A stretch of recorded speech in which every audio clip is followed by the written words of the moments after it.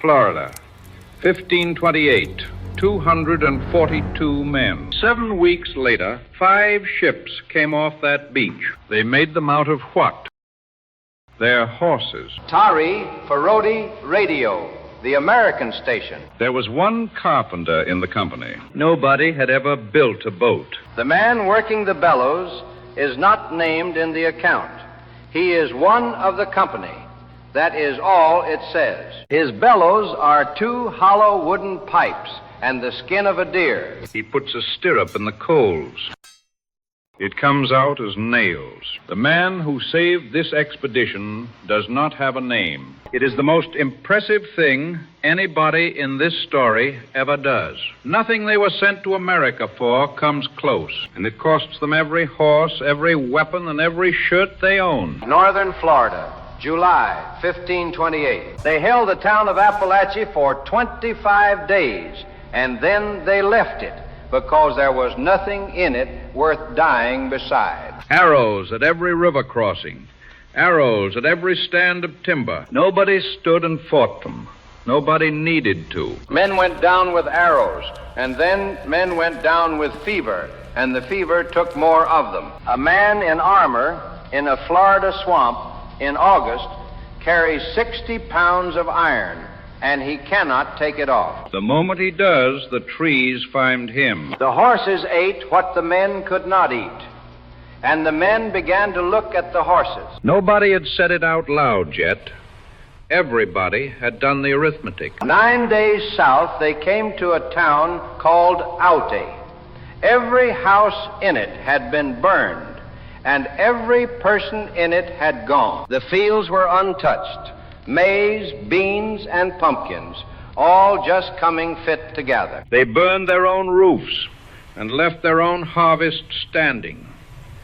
They were not denying the Spaniards food. They were denying them a winter. The Spaniards carried about 400 bushels of maize out of Aute over 4 trips. It is the only reason anybody in this episode lives long enough to build a boat. Everywhere we went, the country had left an hour before us. We were not conquering anything.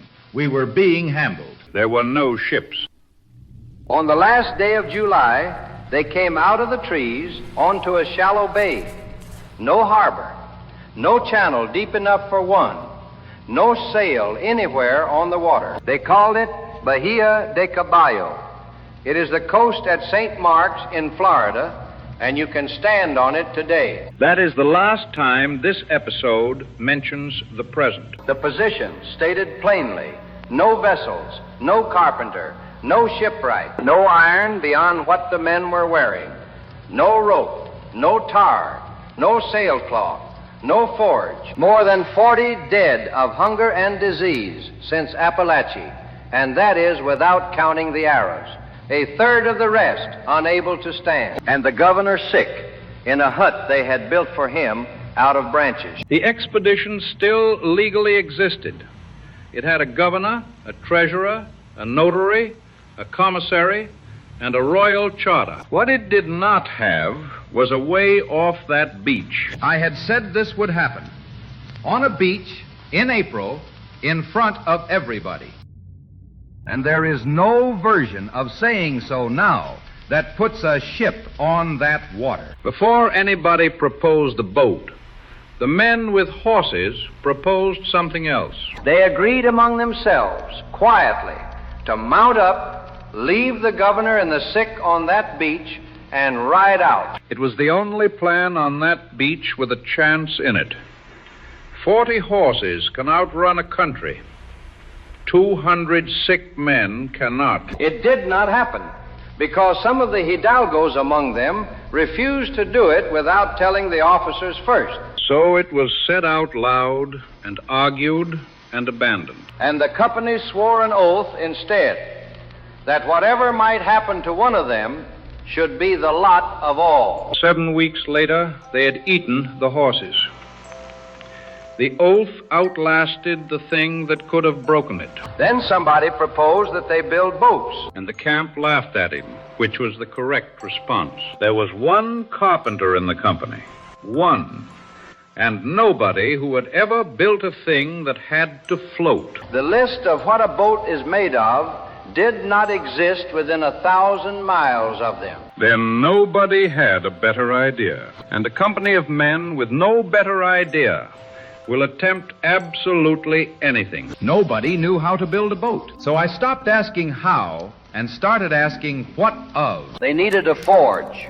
They had no forge. A man in the company made bellows out of 2 hollow wooden pipes and the skin of a deer, and they dug a pit in the sand and filled it with charcoal. They needed nails, saws, and axes. They had stirrups, spurs, crossbows, and horseshoes. So everything iron in the camp went into the fire. Everything. They needed timber.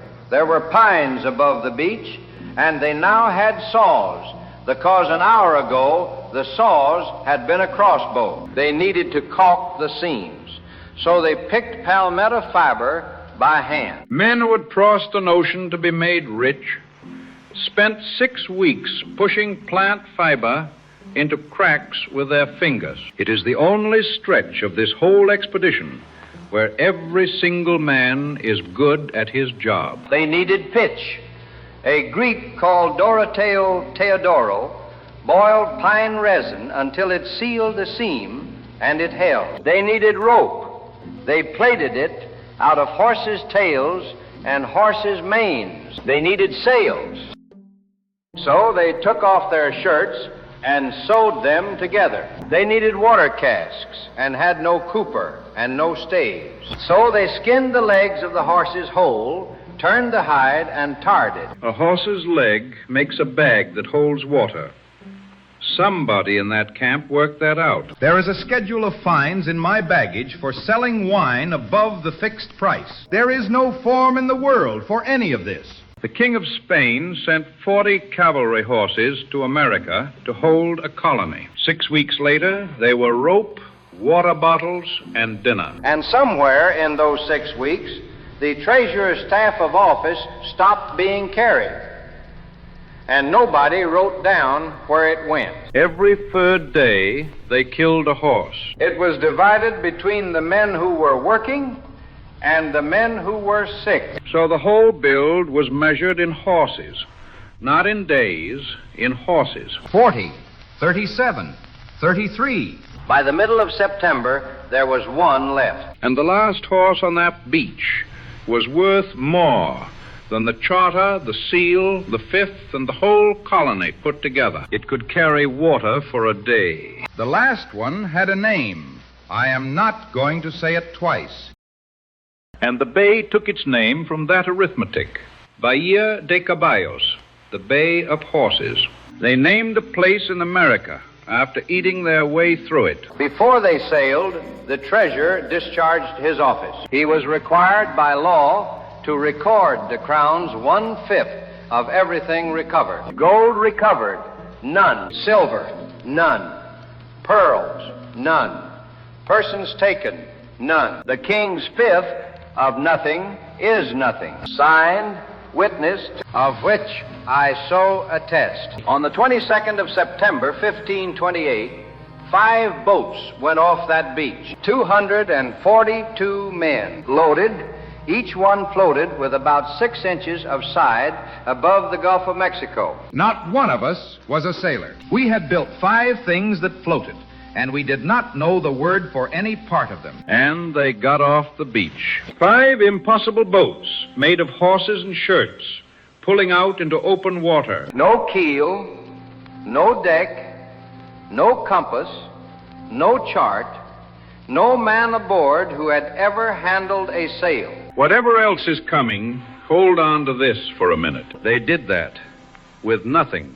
In 6 weeks, the water bags were made of horse rots. They went west for 30 days, along a coast no European had mapped, close in, out of sight of nothing but sand. The bags were through in the first week, and after that, there was no water aboard at all. Some men drank seawater. They died faster than the men who drank nothing. They rowed in shifts until the men coming off the oars could not be woken to eat. They put in at islands, traded what they had for fish, and were shadowed by canoes for days at a time. At every island, the people came out, looked at them, and understood the situation immediately. 5 boatloads of dying men are not an invasion. They are weather. 242, 220, 204. He was still counting.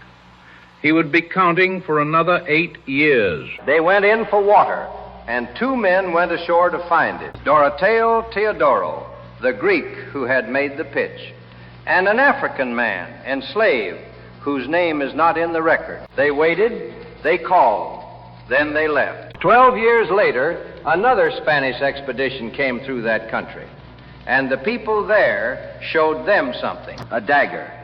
It had belonged to the Christian who stayed. That is the entire surviving record of Doroteo Teodoro. A knife held up by somebody else, 12 years on. Of the man who went ashore with him, there is nothing at all. No name, no object, no line. The man who made the fire that made the fleet is gone in 40 seconds, off screen, and the fleet keeps rowing. They were days from any shore, and the sea turned drinkable. The current was strong enough to push them out to sea, and they could not row back in against it. It was the mouth of a river. They had no name for it. It was the Mississippi. The first Europeans to be shoved around by the biggest river in North America did not know they had met it. The current had spread the boats apart. 2 of them came close enough to speak. One was the governor's. It carried the strongest and healthiest men because he had chosen them. The other was the treasurer's. It carried the sick. I asked him for a rope, not for help, for a line, so that the 2 boats stayed together. Narváez answered that his boat would do well to reach the land that night as it was. So I asked him what his orders were. 3 translators have rendered what he said next 3 different ways, and one of them drops the command clause altogether. So take the sense of it, and not the wording. The governor of Florida, holding a royal contract to everything between the River of Palms and the Cape, gave his last order, which was that there were no more orders. He said it was no longer a time in which one should command another, that each of them should do what he thought best to save his own life, that this was what he himself intended to do. And he pulled away at sunset on calm water. I wanted it written down. There was no notary in the boat. There was no paper, no ink, and nobody left with the authority to witness anything. No record, no seal, no witness. For the first time in this story, a thing happens and the paperwork does not follow it. Every man who had authority over me used it badly. He was the first, and he is the only one who was honest about giving it up. It was not a storm that separated them, not yet. For 4 more days, the treasurer's boat traveled with another, under Peñalosa and Tellez, on half a handful of raw maize a man. 4 days of 2 boats keeping company because nobody had ordered them to. Then the weather came. The boats were driven apart in the dark, and the sea broke them up one at a time. Narváez's boat was last seen standing out to sea with a man at the steering oar. Nobody who lived ever saw it again. Of the 5 boats, 2 stayed within sight of each other. The rest went into the dark. One came ashore further west,